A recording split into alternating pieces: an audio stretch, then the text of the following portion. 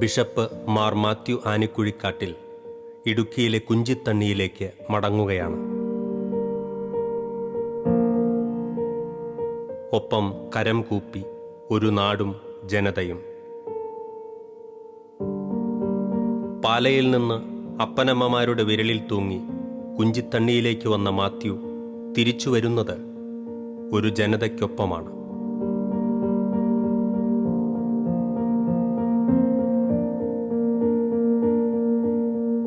ഇടുക്കിയുടെ ഹൃദയം കവർന്ന ആനിക്കുഴിക്കാട്ടിലിനെ മനസ്സുകൊണ്ട് അനുഗമിക്കുകയാണ് ഓരോ ഇടുക്കിക്കാരനും. അവരിൽ മണ്ണിൻ്റെ മനസ്സറിഞ്ഞ കർഷകനുണ്ട്, കർഷക തൊഴിലാളികളുണ്ട്, വിശ്വാസികളുണ്ട്, നാനാമതസ്ഥരുണ്ട്.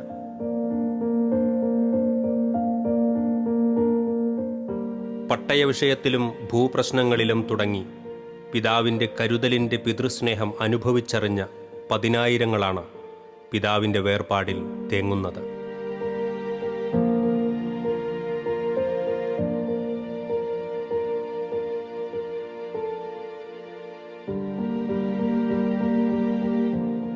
തൊഴിലാളി ദിനത്തിൻ്റെ പുലരിവട്ടം തെളിയുന്നതിന് മുൻപാണ് സാധാരണക്കാരുടെയും തൊഴിലാളികളുടെയും പിതാവ് പടിയിറങ്ങിപ്പോയത്. കോലഞ്ചേരി ആശുപത്രിയിൽ വെച്ചായിരുന്നു അന്ത്യം. പിതാവിന്റെ ദേഹവിയോഗത്തിൽ ഇടുക്കി ഒന്നാമെ ദുഃഖിതയായിരിക്കുകയാണ്. ഇടുക്കി പ്രദേശത്തെ ജനങ്ങൾ വളരെ ദുഃഖാർത്ഥരാണ് പിതാവിന്റെ ദേഹവിയോഗ വാർത്ത അറിഞ്ഞതിൽ. ദീർഘകാലമായി പിതാവ് രോഗബാധിതനായി ചികിത്സയിൽ കഴിയുകയായിരുന്നു. വിവിധ ആശുപത്രികളിൽ കിഡ്നി സംബന്ധമായും ഹൃദയ സംബന്ധമായുമുള്ള രോഗങ്ങൾക്ക് ഏതാനും വർഷങ്ങളായി തന്നെ ചികിത്സയിലായിരുന്നു.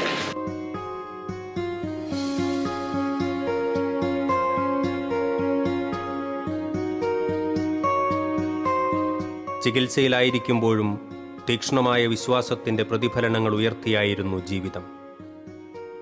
സോഡിയവും പൊട്ടാസ്യവും കുറഞ്ഞ് ബോധം നഷ്ടപ്പെടുന്ന സാഹചര്യത്തിൽ പോലും മറക്കാതെ അർദ്ധരാത്രിയിൽ യാമപ്രാർത്ഥനാ പുസ്തകങ്ങളും ചാപ്പലും അന്വേഷിച്ച് നടന്ന പിതാവ്.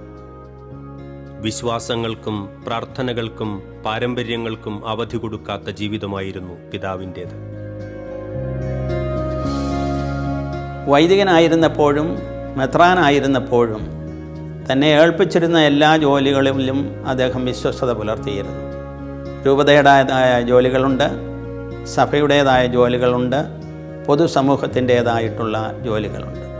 സഹമെത്രാന്മാരോടുള്ള സൗഹൃദത്തിലും വിവിധ സഭകൾ ചേർന്നുള്ള പ്രവർത്തനത്തിലുമെല്ലാം അദ്ദേഹം വളരെയേറെ ഹൃദയപൂർവ്വം പങ്കുചേർന്നിരുന്നു. എല്ലാവരുടെയും അഭിവൃദ്ധിക്ക് വേണ്ടി തൻ്റെ ജീവിതത്തെ ഉഴിഞ്ഞുവെച്ച് പ്രവർത്തിച്ചവനാണ് അഭിമന്യ പിതാവ്. പിതാവിൻ്റെ പാവന സ്മരണയ്ക്ക് മുമ്പിൽ നമുക്കെല്ലാവർക്കും ആദരാഞ്ജലികൾ അർപ്പിക്കാം. പിതാവിൻ്റെ പ്രവർത്തനത്തിൽ നിന്ന് ലഭിച്ചിട്ടുള്ള സമർപ്പണ മനോഭാവം പാവപ്പെട്ടവർക്കും അധ്വാനിക്കുന്നവർക്കും വിശിഷ്യ കർഷകർക്കും വേണ്ടിയിട്ടുള്ള നമ്മുടെ എല്ലാവിധത്തിലുമുള്ള പ്രതിബദ്ധത നമുക്ക് കൂടുതൽ പ്രകാശിതമാക്കാൻ പരിശ്രമിക്കാം. കോട്ടയത്തു നിന്നും കുഞ്ഞുനാളിൽ ഇടുക്കിയുടെ വന്യതയിലേക്ക് കുടിയേറിയെത്തിയ പിതാവിൻ്റെ ജീവിത വഴികൾ ഒരു കുടിയേറ്റ കർഷകൻ്റെ ചങ്കുറപ്പോടെയുള്ളതായിരുന്നു.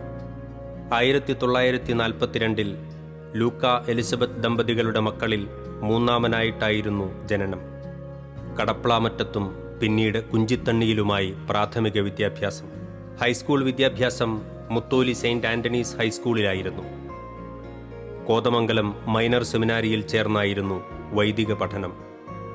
കോട്ടയം വടവാതൂർ മേജർ സെമിനാരിയിൽ തത്വശാസ്ത്രവും ദൈവശാസ്ത്രവും പഠിച്ചു.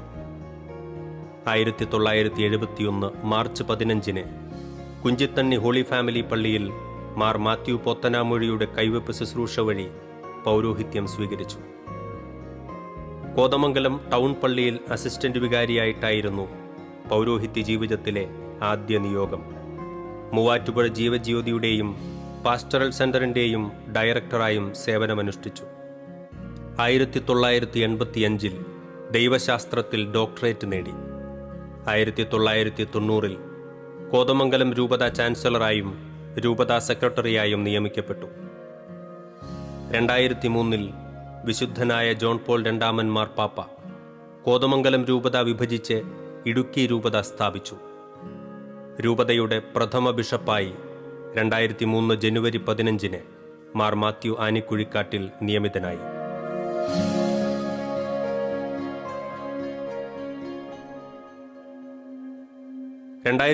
മാർച്ച് 2 വാഴത്തോപ്പ് സെയിന്റ് ജോർജ് കത്തീഡ്രലിൽ ഇടുക്കി രൂപതയുടെ ഉദ്ഘാടനവും ആനിക്കുഴിക്കാട്ടിൽ പിതാവിന്റെ മെത്രാഭിഷേകവും നടന്നു. 87 വൈദികരോടൊപ്പം ആരംഭിച്ച ഇടുക്കി രൂപതയെ ഇന്നത്തെ നിലയിലേക്ക് എത്തിച്ചത് മാർ ആനിക്കുഴിക്കാട്ടിലിന്റെ തീക്ഷ്ണമായ പ്രവർത്തനങ്ങളായിരുന്നു. ഇടുക്കിയെ ക്രൈസ്തവ വിശ്വാസം കൊണ്ട് അടയാളപ്പെടുത്തിയ 15 വർഷങ്ങളായിരുന്നു പിതാവിന്റെ നേതൃത്വത്തിൽ പിന്നിട്ടത്. ഇക്കാലയളവിൽ പുതിയതായി 111 വൈദികർ തിരുപ്പട്ടം സ്വീകരിച്ചു. 8 ഫൊറോനകളും 86 സ്വതന്ത്ര ഇടവകകളും 30 സ്റ്റേഷൻ പള്ളികളുമായി പ്രവർത്തനമാരംഭിച്ച ഇടുക്കി രൂപത 15 വർഷങ്ങൾ കൊണ്ട് 10 ഫൊറോനകളും 105 സ്വതന്ത്ര ഇടവകകളും 51 സ്റ്റേഷൻ പള്ളികളുമായി വളർന്നു.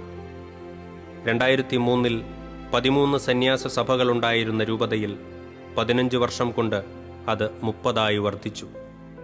സന്യാസിനി ഭവനങ്ങൾ 102 നിന്ന് 150 വളർന്നു.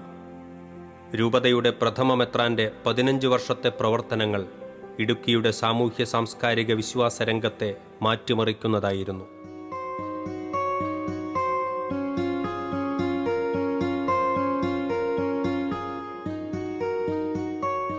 കുടിയേറ്റ മേഖലയിൽ അവഗണിക്കപ്പെട്ടു കിടന്നവരുടെ ശബ്ദമായി ആനിക്കുഴിക്കാട്ടിൽ പിതാവ് മാറി. അസംഘടിതരും അശരണരുമായവർക്കായുള്ള സാമൂഹ്യരംഗത്തെ ശക്തമായ ഇടപെടലുകൾ പിതാവിനെ വ്യത്യസ്തനാക്കി. ധീരമായ നിലപാടുകളിൽ ഉറച്ചു നിന്നുകൊണ്ടുള്ള പ്രവർത്തനം ഒട്ടേറെ വിമർശനങ്ങൾ ഉയർത്തിയെങ്കിലും പിതാവിന്റെ നിലപാടുകൾ ശരിയായിരുന്നുവെന്ന് കാലം തെളിയിക്കുകയായിരുന്നു. നാടൻ കർഷകന്റെ ശൈലിയിൽ നിഷ്കളങ്കമായി നിന്നുകൊണ്ടുള്ള പിതാവിന്റെ ശക്തമായ ഇടപെടലുകൾക്ക് മുന്നിൽ പ്രമുഖ രാഷ്ട്രീയ പാർട്ടികൾക്കു വരെ അടിപതറിപ്പോയി. സിദ്ധാന്തങ്ങളും തിയറികളും റിപ്പോർട്ടുകളുമായി പാവപ്പെട്ട കർഷകന്റെ ജീവിതം തകർക്കാനെത്തിയവരെ ജീവിതത്തിന്റെ അനുഭവ പാഠങ്ങൾ ഉയർത്തി പിതാവ് നേരിട്ടു. അവ പലതും ചരിത്രമായി മാറി. കർഷകർക്കുമേൽ ചുറ്റപ്പെട്ട ചുവപ്പ് നാടകൾ കീറിയെറിഞ്ഞ സമരങ്ങളുടെ ചരിത്രം. പിതാവ് എന്ന നിലയിൽ മലയോര പ്രദേശത്തെ കൃഷിക്കാരുടെ പട്ടയ പ്രശ്നം, അൽപാതിരിക്കുന്ന പട്ടയം, അതുപോലെ തന്നെ കാർഷിക വിളകളുടെ ജില്ലയുടെ പൊതുവികസനം, ഇത്തരം കാര്യങ്ങളിലുമെല്ലാം അദ്ദേഹം ഒരു നല്ല വക്കാണ് തെളിയിച്ചിരിക്കുന്നത്. കാർഷിക പ്രശ്നങ്ങളെ മുൻനിർത്തിക്കൊണ്ട് ഹൈറേഞ്ച് സംരക്ഷണ സമിതി രൂപപ്പെടുന്നതിൽ വലിയ പങ്കത്തിൽ വഹിച്ചിട്ടുണ്ട്. ഉപാധിരഹിതമായ പട്ടയം, കസ്തൂരി രംഗത്ത് റിപ്പോർട്ടും മാനവകാരുണ്യ റിപ്പോർട്ട് വന്നപ്പോൾ ജനങ്ങളോട് അങ്ങനെ എടുത്തു പറയാവുന്ന നിലപാടുകൾ ഒരുപാട് അദ്ദേഹം കാർഷിക മേഖലയുമായി, കൃഷിയുമായി ബന്ധപ്പെട്ട് സ്വീകരിച്ചിട്ടുണ്ട് എന്ന് നമുക്ക് കാണാം. അതുകൊണ്ട് ഞാൻ രാഷ്ട്രീയ പ്രവർത്തകൻ എന്ന നിലയിൽ അദ്ദേഹം ഈ കാർഷിക പ്രശ്നത്തെ അടിസ്ഥാനപ്പെടുത്തിയെടുത്ത നിലപാടുകളോടെല്ലാം അങ്ങനെ യോജിപ്പുണ്ടായിരുന്നു. അതിൻ്റെ ഒരു യോജിപ്പ് പലപ്പോഴും പല പ്രവർത്തനങ്ങളിലും വന്നിട്ടുണ്ട്. ഹൈറേഞ്ച് സംരക്ഷണ സമിതിയുമായി ചേർന്ന് ഞങ്ങൾ പ്രക്ഷോഭണവും സമരവും നടത്തിയിട്ടുണ്ട്. ഞങ്ങൾ പ്രക്ഷോഭണവും സമരവും നടത്തിയപ്പോൾ അതിനെ ഹൈറേഞ്ച് സംരക്ഷണ സമിതി പിന്താങ്ങിയിട്ടുണ്ട്. ഗാഡ്ഗിൽ, കസ്തൂരിരംഗൻ, ഭൂസമരം, ഹൈറേഞ്ച് സംരക്ഷണ സമിതി, മുല്ലപ്പെരിയാർ തുടങ്ങി ജനകീയ പ്രശ്നങ്ങളിൽ പിതാവിന്റെ അഭിപ്രായങ്ങൾക്ക് മലയോര ജനത കാതോർത്തിരുന്ന നാളുകളായിരുന്നു അത്. ഈ വിഷയങ്ങളിൽ ശാസ്ത്രവും സത്യവുമെല്ലാം മലയോര ജനതയ്ക്ക് ആനിക്കുഴിക്കാട്ടിൽ പിതാവിന്റെ വാക്കുകളായിരുന്നു. നാടിന്റെ മനസ്സും പരിസ്ഥിതിയും സ്വായത്തമാക്കിയ പിതാവിനെ അത്രമേൽ ജനം ചേർത്തുപിടിച്ചു. സ്വന്തം പേരിനും യശസ്സിനുമപ്പുറം സത്യത്തെ മുറുകെ പിടിച്ച പിതാവിന് അതുകൊണ്ടുതന്നെ വിവാദങ്ങളും കൂടപ്പിറപ്പുകളായിരുന്നു.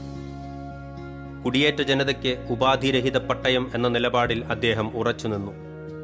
ഗാഡ്ഗിൽ കസ്തൂരിരംഗൻ റിപ്പോർട്ട് മലയോര ജനതയ്ക്കുമേൽ അടിച്ചേൽപ്പിക്കാൻ ശ്രമം നടന്നപ്പോൾ ശക്തമായ പ്രതിരോധമാണ് പിതാവ് ഉയർത്തിയത്.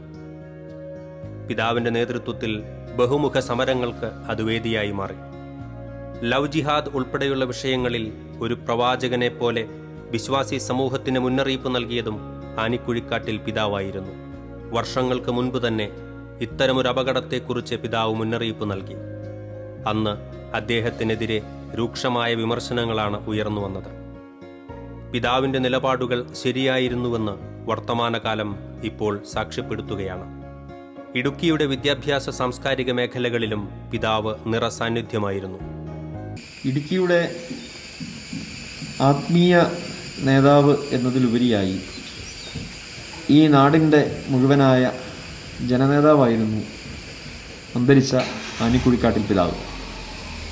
ഇടുക്കിയുടെ കഴിഞ്ഞകാല സമര ചരിത്രത്തിൽ ഏറ്റവും നിർണായകമായ നേതൃത്വം അദ്ദേഹത്തിൻ്റേതായിരുന്നു എന്നതിൽ നമ്മൾ അഭിമാനിക്കുകയാണ്. സാധാരണക്കാരുടെ പക്ഷത്ത് നിന്നുകൊണ്ട്, കൃഷിക്കാരുടെ പക്ഷത്ത് നിന്നുകൊണ്ട് അനിതര സാധാരണമായ വൈഭവത്തോടു കൂടി അദ്ദേഹം നേതൃത്വപരമായ പങ്ക് വഹിച്ചപ്പോൾ ഇടുക്കിയുടെ സമരചരിത്രത്തിൽ ഒട്ടേറെ പുതിയ അധ്യായങ്ങൾ രചിക്കപ്പെട്ടിട്ടുണ്ട്. ഇവിടെ ഈ ഘട്ടത്തിൽ കേരളത്തിലെ മറ്റ് പ്രദേശങ്ങളെ അപേക്ഷിച്ച് പിന്നോക്ക മേഖലയായിരുന്ന ഇടുക്കിക്ക് ഒരു പുരോഗതി ഉണ്ടാകണം എന്ന ലക്ഷ്യം വെച്ചുകൊണ്ട് മറ്റെല്ലാ സ്ഥലങ്ങളിലുമുള്ള സൗകര്യങ്ങൾ നമ്മുടെ നാട്ടിലുണ്ടാകണം എന്ന ആഗ്രഹത്തിൻ്റെ പേരിലാണ് ഈ നാട്ടിലെ ജനങ്ങളോടൊപ്പം നിന്നുകൊണ്ട് അദ്ദേഹം ആ പോരാട്ടത്തിനൊക്കെ നേതൃത്വം നൽകിയത്.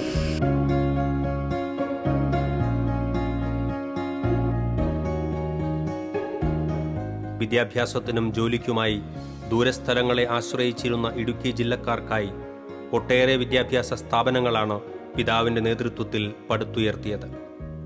2 കോളേജുകളും 8 ഹയർ സെക്കൻഡറി സ്കൂളുകളും 17 ഹൈസ്കൂളുകളും ഉൾപ്പെടെയുള്ള വിദ്യാഭ്യാസ സ്ഥാപനങ്ങളാണ് ഇവിടെ പ്രവർത്തിക്കുന്നത്.